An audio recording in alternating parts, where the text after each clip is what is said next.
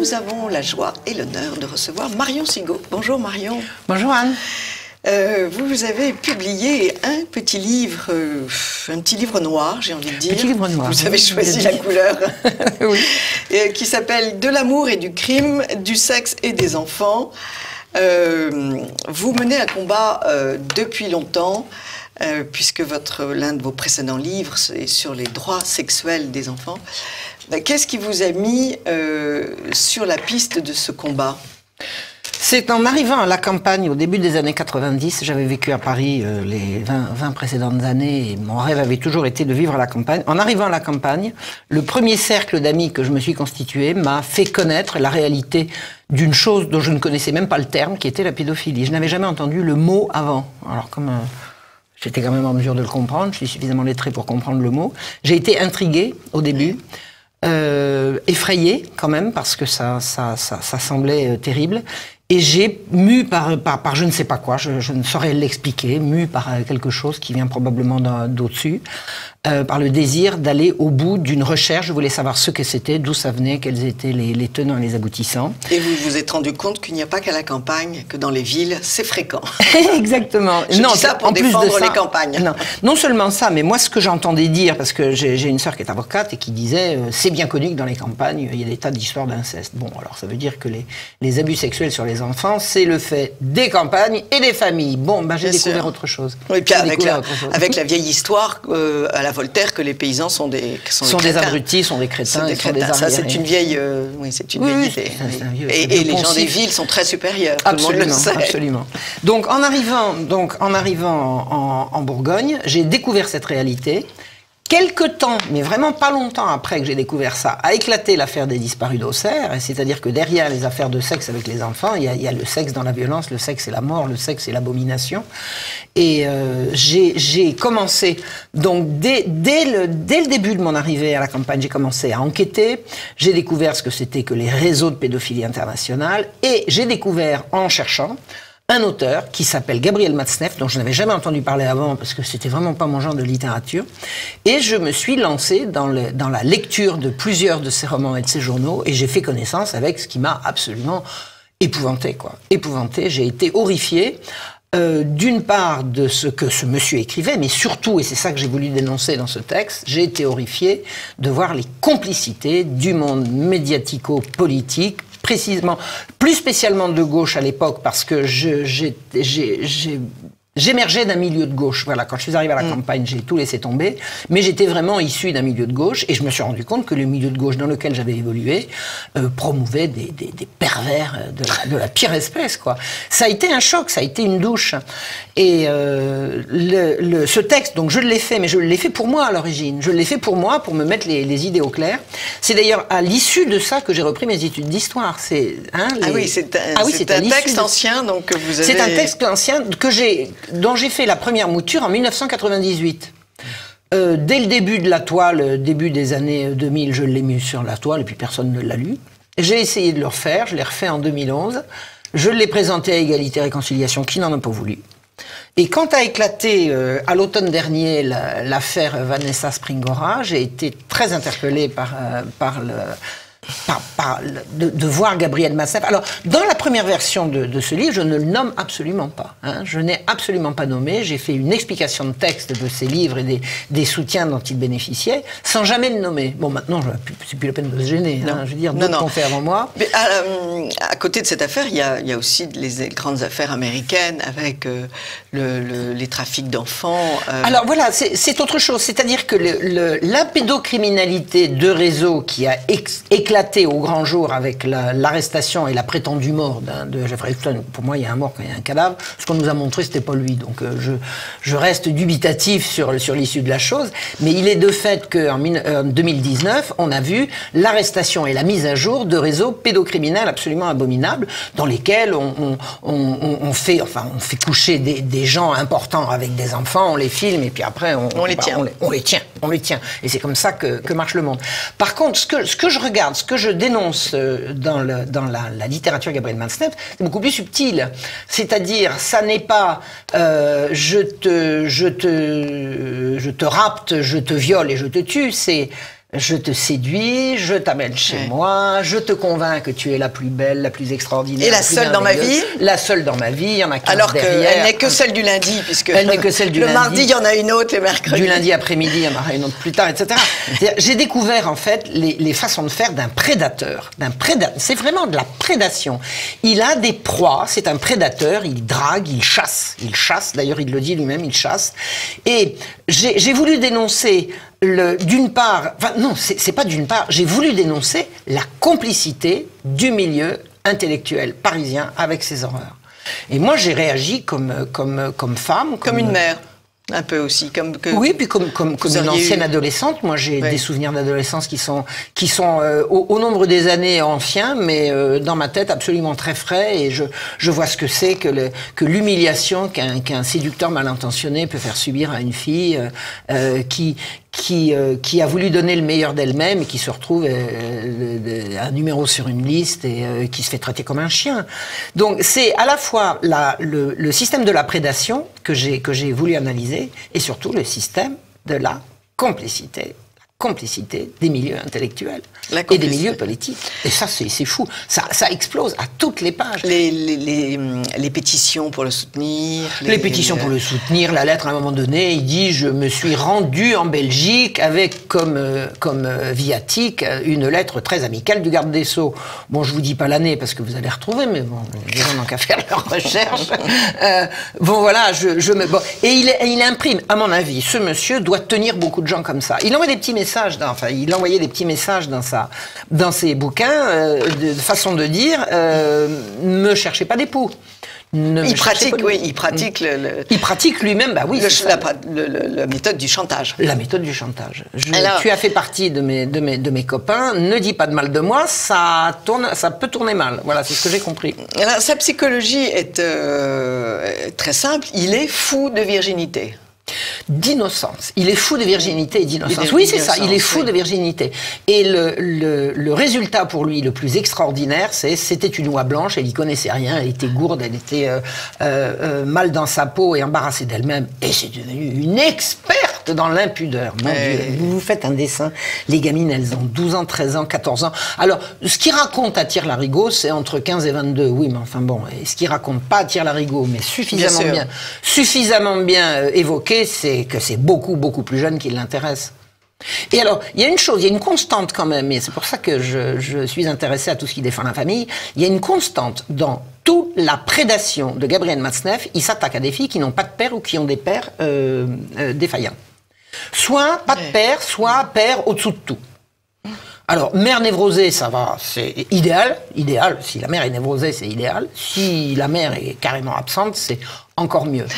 Mais la plupart du temps, la mère, on la manipule. Je crois que on paye très très cher l'absence de père. Mais je pense que le système qui consiste à détruire la famille et à tirer sur le patriarcat, c'est un système pro-pédophile. Moi, je dis, vous permettez de le répéter, vive le patriarcat. Ouais. Avant d'être patriarcal, la société était matriarcale, c'est une horreur. C'est une horreur. Il n'y a de famille que s'il y a un père. Oui. Comme le père ne peut pas être biologiquement prouvé, il est socialement construit. Et une société patriarcale, c'est une société dans laquelle la famille peut exister, la famille dans laquelle la femme sera respectée et défendue et l'enfant sera protégé. Voilà. Mais il n'y a pas que dans le domaine de la pédophilie que l'absence du père est tragique. Tout ce qui se passe dans nos banlieues, la plupart du temps, ce sont des familles où il n'y a pas de père. Absolument. Quand il y a un père, 4 femmes et 20 enfants, il n'y a pas de père. Le père ne s'occupe pas beaucoup. Il ne peut pas s'occuper de ses 20 enfants. Il travaille. Bon. Et puis, il y a tous les milieux où les femmes prennent leur indépendance. L'une des 4 femmes prend son indépendance. Et l'État, d'ailleurs, lui donne cette indépendance en lui donnant une allocation de femme seule. Alors qu'elle n'est pas tout à fait seule. Elle fait partie d'une tribu. Et les enfants qu'elle emmène se retrouvent sans autorité paternelle. Et s'il n'y a pas d'autorité paternelle, Il n'y a pas d'autorité. S'il n'y a pas d'autorité paternelle, il n'y a pas d'autorité. Il y a divagation d'un enfant sur la voie publique et on voit ce que ça donne aujourd'hui. Donc, c'est la chasse, c'est le terrain de chasse pour les pédophiles. L'absence de père, c'est le... Oui, mais encore une fois, c'est pas vous. Pour les esclavagistes, ce matin, pour les esclavagistes, mais c'est un problème qui touche tous les domaines de la société. Absolument. Sans père. Sans père, c'est la catastrophe. C'est-à-dire, sans père, il n'y a pas d'autorité. Sans autorité, il n'y a pas de morale. Il n'y a pas de bien et de mal. Bon, bah, allons-y. Alors, faisons. Je fais comme je veux. Je fais qu'est-ce que je veux. Hein? Et puis, on va vivre ensemble comme ça. On va vivre ensemble comme ça avec je fais qu'est-ce que je veux. Oh là là, quelle horreur. Alors, vous osez parler des limites à imposer. Ça, vraiment, Marion. Oui, j'aime bien les limites. J'aime bien les limites.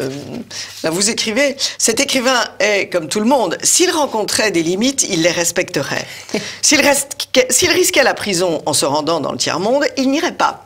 Si ses écrits déclenchaient dans la presse des mises au point de ses victimes, il les ferait plus discrets.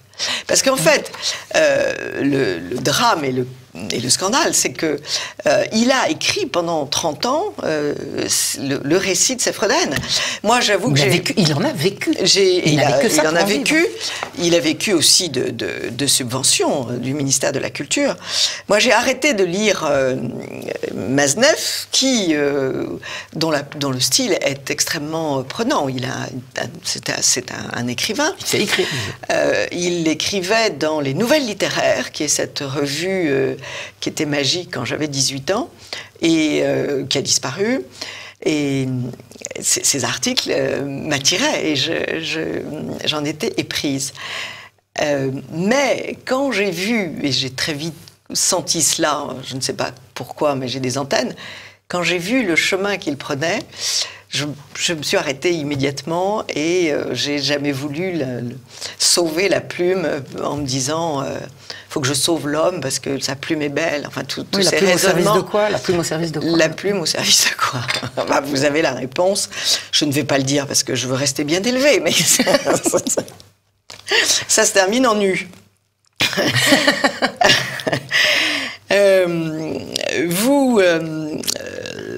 Vous nous montrez que Jean-Paul II a, lors de son voyage, a rappelé quelques règles.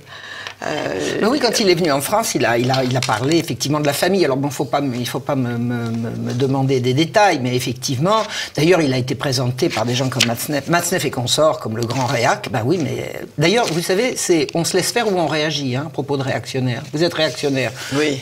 Soit je me laisse faire, soit je réagis. Donc soyons réactionnaires. C'est vrai que Jean-Paul II, en son temps, a représenté pour ces gens-là le contre-exemple, l'empêcheur d'aimer en rond, vraiment, il représentait tout ce qui pouvait y avoir d'abominable. On aimerait bien y revenir à l'heure actuelle. Hein. Qu'est-ce qui reste effectivement de la famille, des valeurs familiales, des valeurs...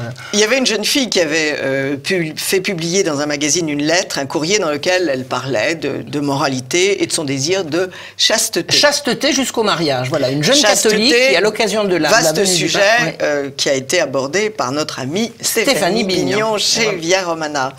Eh bien...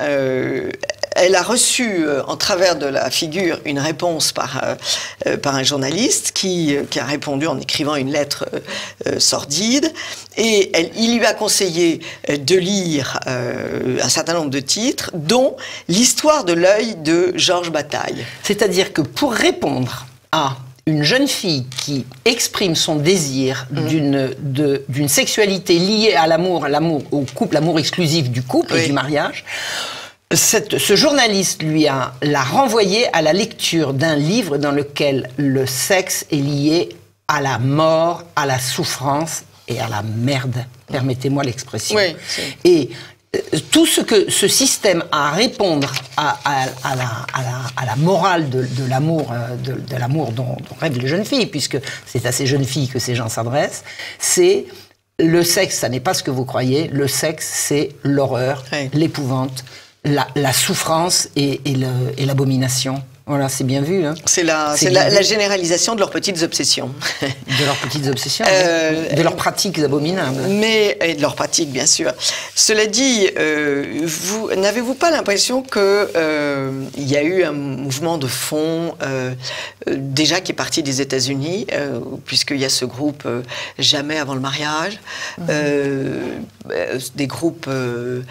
Et qu'en France aussi, on voit de plus en plus de résistants à ce genre de... Ce que je crois avoir compris, mais je ne suis pas sociologue, donc je ne peux pas faire de généralité, je n'ai pas fait d'études là-dessus. Ce que je crois avoir compris, c'est que l'obsession du sexe à l'école finit par dégoûter les jeunes. Oui, c'est ce qui est une bonne chose. Ce qui finit par dégoûter les jeunes qui ne veulent plus en avoir. Mais vous avez trop de propagande, tue la propagande. Trop de propagande, tue la propagande. L'obsession de la promotion, par exemple, de l'homosexualité, il y a des jeunes maintenant que ça exaspère, et ça va se retourner.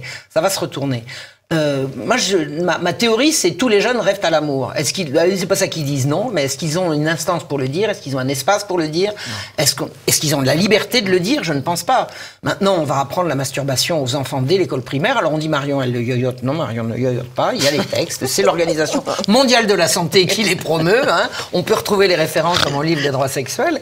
Donc, toute cette propagande pour salir le sexe, pour détruire l'amour et salir le sexe, je pense effectivement qu'il y a des jeunes maintenant, je vous dis, je ne suis pas sociologue, je n'ai pas la statistique, qui en ont marre, qui en ont assez de se faire agresser comme ça. Et il y a des jeunes qui se font dispenser des cours d'éducation sexuelle. Et comme c'est obligatoire, ça va finir par faire du grabuge.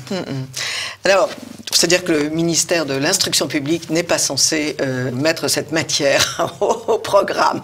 C'est-à-dire que le ministère de l'Instruction publique est censé protéger la jeunesse contre la corruption. Là, c'est juste l'inverse. Maintenant, c'est le ministère qui promeut la corruption de la jeunesse. Oui, mais Marion, vous n'avez pas compris. La corruption, c'est les milieux tradis qui corrompent. Oui, bien sûr. Qui veulent empêcher les gens d'aimer. Alors, nous voulons empêcher les jeunes de s'aimer. C'est cela. Visiblement, c'est pas du tout votre intention. Ah non, pas vraiment. Vous n'avez pas de hier particulière. Vous mettez bien en scène dans ce livre de Vanessa Springora combien et une autre qui n'a pas pu publier son livre. Francesca G. Oui. Parce qu'il y a une autre femme. Absolument, et qui sont contemporaines, je crois. Et son livre n'a jamais été publié. Il n'a jamais été publié, et d'après ce que j'ai compris, il n'a jamais été publié, et elle a essayé de multiples fois, et on l'a promené pendant des années. Oui, c'est-à-dire que les méchants qui disent « elle se réveille maintenant ». Non, elle se réveille pas maintenant. Ça fait des années qu'elle s'est réveillée, et on ne l'a pas laissée. D'ailleurs, Vanessa Springora, que je ne connais pas, je suis désolé, il est probable que s'il n'y avait pas eu l'affaire Epstein, son livre ne serait pas sorti. Oui. Et c'est vraisemblable aussi. Oui, qu'est-ce qui a fait que tout d'un coup, il a été lâché ? Ah, mais c'est parce que je pense que le bien avance. Le bien avance. Voilà, c'est une bonne nouvelle. Je pense que le mal est en train de se découvrir dans toute son horreur et toute son abomination. Le mal, pour réussir, doit avancer caché. Et donc, montrer ce qu'il y a sous le tapis. Montrer ce qu'il y a sous le tapis, c'est en train de faire avancer ce que vous faites avec brio depuis des années. Et vous aussi, chère Anne. Et vous aussi, chère Anne. Et notre amie Stéphanie Vignon également. En vous lisant. Oui. Mais oui, je pense que c'est ça qui est en train de se passer, c'est que le mal a tellement avancé, enfin l'horreur, l'épouvante de ces trafics d'enfants, de trafics de femmes et d'enfants. Enfin, je veux dire, c'est le bout du bout de l'horreur. Maintenant, quand j'ai commencé à en parler il y a 30 ans, on me disait comme ça, non mais t'es pas bien, là, tu te soignes. Maintenant, on me présente des excuses pour m'avoir traité comme ça. Donc, le mal est en train de se découvrir dans toute son horreur, et puis c'est là qu'il va perdre.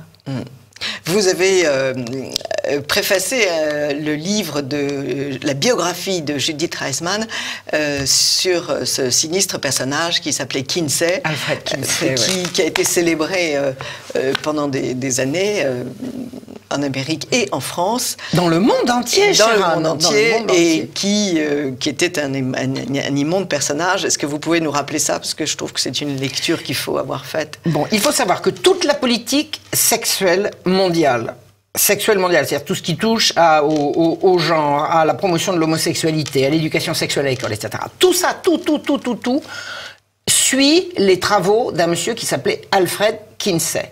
donc Alfred Kinsey sert de référence à l'Organisation mondiale de la santé, c'est l'OMS, c'est comme ça que ça s'appelle. Oui. Je promeut ça, absolument pas. Non, mais les conseils scientifiques de l'OMS sont parfaits. C'est absolument parfait. Tout ça, c'est tiré de Alfred Kinsey, qui était un imposteur, qui était un masochiste. Un détraqué. Un détraqué sexuel, qui a fait violer des dizaines et des dizaines d'enfants par des pédophiles et qui, relatant les observations que ces pédophiles racontaient de ce qui se passait chez les enfants, notait comme orgasme chaque fois qu'un enfant, fût-il un nourrisson ou un bambin, chaque fois qu'il poussait des hurlements, qu'il s'évanouissait et qu'il vomissait, il notait orgasme. Je ne sais pas si vous vous rendez compte que le livre « La sexualité des hommes », publié au fin des années 40 ou début des années 50 par Alfred Kinsey, a été vendu dans le monde à des millions d'exemplaires et que personne n'a compris ce qui avait marqué sur cette page-là. Judith Reisman, qui est la personne merveilleuse que nous connaissons et qui est venue nous voir. Ouais. Judith Reisman a lu, elle a compris parce qu'elle a eu une petite fille qui a été victime elle-même d'abus sexuels et qui n'y a pas survécu, c'est-à-dire qu'elle s'est éteinte, elle a grandi et puis elle a perdu le goût à la vie, elle n'a pas survécu. Donc Judith Reisman, alertée dans ses sentiments de mère et dans sa révolte de femme de ce qui était en train de se passer, quand elle a lu Alfred Kinsey, elle a compris, elle a vu ce que personne ne voulait voir. C'est-à-dire que Kinsey était un pervers sexuel, qu'il a promu toute la perversion. Vous savez ce qu'il a fait? Il a raconté que il a fait des enquêtes au cours desquelles les hommes et les femmes qu'il interviewait faisaient état de leur pratique sexuelle. Et il en a conclu qu'un homme sur 10 pratiquait la sodomie, se faisait pratiquer la sodomie, c'est-à-dire était sodomite lui-même. Il est allé enquêter dans des barguères. Et dans les prisons. Et dans les prisons. Alors, oui. Il est allé enquêter dans les prisons où il n'avait franchement pas le choix. En plus, il a enquêté pendant la guerre, au cours de laquelle les hommes valides étaient au loin. Ouais. Ensuite, il est allé interviewer les femmes dont les hommes étaient au loin. Enfin, toute son étude est complètement truquée. Ça a été financé par Rockefeller. Enfin, Judith Reisman, qui a senti le vent du boulet. Hein, je veux dire, elle a été menacée. Elle a fait l'objet d'une détestation des différents lobbies. C'est extraordinaire. Là,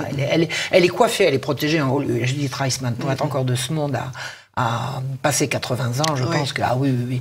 Elle a vraiment, elle en a bavé. Elle a eu, à un moment donné, elle a reçu le soutien du président Reagan et le soutien lui a été retiré. C'est-à-dire qu'il y avait des forces au-dessus du président, qui ont réussi à retirer le soutien financier que le président Reagan lui avait accordé. Donc Judith Reisman est allée regarder ça et elle a dénoncé l'imposture Kinsey. Et toute la révolution sexuelle qui a démarré dans les années 60 et qui atteint son apogée maintenant avec les abominations de genre et tout ça c'est parti de Kinsey. Et voilà, et c'est Judith Reisman qui nous a mis le doigt dessus. Elle est merveilleuse. Elle a 2 livres qui ont été traduits en français. Hein. Il y a le Kinsey et le rapport et le livre sur le rapport Kinsey. Vos 2 derniers livres, Les droits sexuels ou la destruction programmée de l'enfance et de la famille. Oui, aux éditions Sigest, comme ce livre, De l'amour et du crime, du sexe et des enfants, toujours aux éditions Sigest. Et puis, si vous n'avez pas encore le bonheur de connaître les livres de Marion, eh bien, il faut lire ses livres sur Voltaire, une imposture au service des puissants. Comment une très belle plume peut se mettre au service du pire. Hein. Du pire, absolument.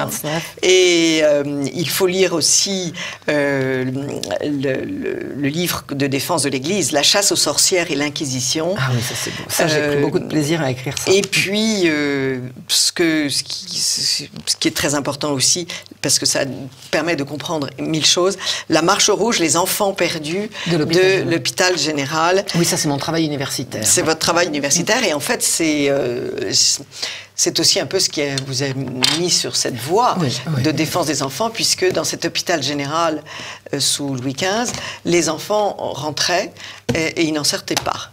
Il n'y avait pas de mort qui en sortait, donc où passaient ces enfants? Et donc c'est une histoire bien tragique que vous nous racontez. Et ce qui montre que les réseaux pédocriminels ne datent pas d'aujourd'hui. Non, c'est un mal... Maintenant, alors, permettez que j'insiste là-dessus. Qu'est-ce qui est en train de se passer aujourd'hui? C'est que ces choses-là, maintenant, on en parle. À l'époque de Louis XV, les disparitions, j'ai relevé des milliers de noms d'enfants disparus sur quelques années, des milliers, rien que sur Paris. Rien que sur Paris. D'ailleurs, celui qui a voulu assassiner... Damien, oui. Damien, qui a voulu assassiner Louis XV. A été vraisemblablement au courant de bien des turpitudes. Sa fille avait disparu. Sa fille avait été enlevée. Sa fille a été enlevée par les archers. Oui, oui. Voilà. Mais écoutez, donc, merci. Je voudrais terminer mon idée. La différence entre ce qui se passait à l'époque de Louis XIV, Louis XV et aujourd'hui, c'est qu'à l'époque, personne n'en parlait. Personne n'en parlait. Et aujourd'hui, ça circule. Donc, ça veut dire que la résolution se dessine. Bravo. Nous verrons le bout du tunnel. Bravo pour ces combats, Marion Sigaud. Merci, Anne. Et à très vite. Vous avez un livre sur... Alors, mais il va falloir que j'arrête. Il va falloir que j'arrête de faire des conférences il faut que j'écrive le livre que j'ai commencé il y a 10 ans sur le pain du peuple, parce que j'ai toute la matière. Maintenant, il faut que je rédige. Donc, il faudrait que je rentre dans mon trou et que je me consacre à l'écriture. Le pain du peuple. Comment on est passé de la société. Il vous faut combien de temps? Pardon, je vous ai coupé. On est passé de... Comment la royauté a été renversée pour arriver au capitalisme le plus sauvage? On s'est attaqué au pain du peuple. On s'est attaqué au pain du peuple. On a fait du pain du peuple une marchandise comme une autre. Ce que ça n'était pas. Sous les rois, le pain du peuple était sacré. Absolument. Et le pain est devenu une marchandise. Puisque c'est une des causes de la Révolution. Absolument. Comme vous nous l'avez démontré. Absolument. Bon, alors on vous donne 1 an pour finir ce livre et après vous refaites des conférences. Et après je prends des coups, c'est ça? Non. Après c'est une grande paire de claques? Non, après vous refaites des conférences. Non, mais je pense que je ne vais pas écrire un livre, je voudrais écrire 3 fascicules. En fait, c'est une bonne idée, parce que 3 fascicules. C'est plus facile à porter dans le métro. Il y a 3 périodes. Il y a l'émergence du libéralisme économique, il y a les expériences diverses, le recul, le retour, etc. Puis après, il y a la catastrophe, c'est-à-dire la révolution qui va définitivement asseoir le système. Il faudrait expliquer ça, Monsieur Mélenchon. Qu'est-ce qui a constitutionnalisé le capitalisme en France? La Révolution française, monseigneur. Il faudrait expliquer ça aux gens de gauche. Je vous remercie. En tout cas, je voudrais signaler la force d'impact que vous avez sur les jeunes. Parce que vrai, vous prenez tous ces faits historiques et vous savez en dessiner les contours et les causes et les conséquences. Et les jeunes vous sont extrêmement attachés et vous sont très reconnaissants. Ça m'émeut beaucoup. Et leurs parents aussi. Merci beaucoup, Marion. Merci, Anne. À très vite. Merci, TV Liberté. Amis de TV Liberté, à très vite.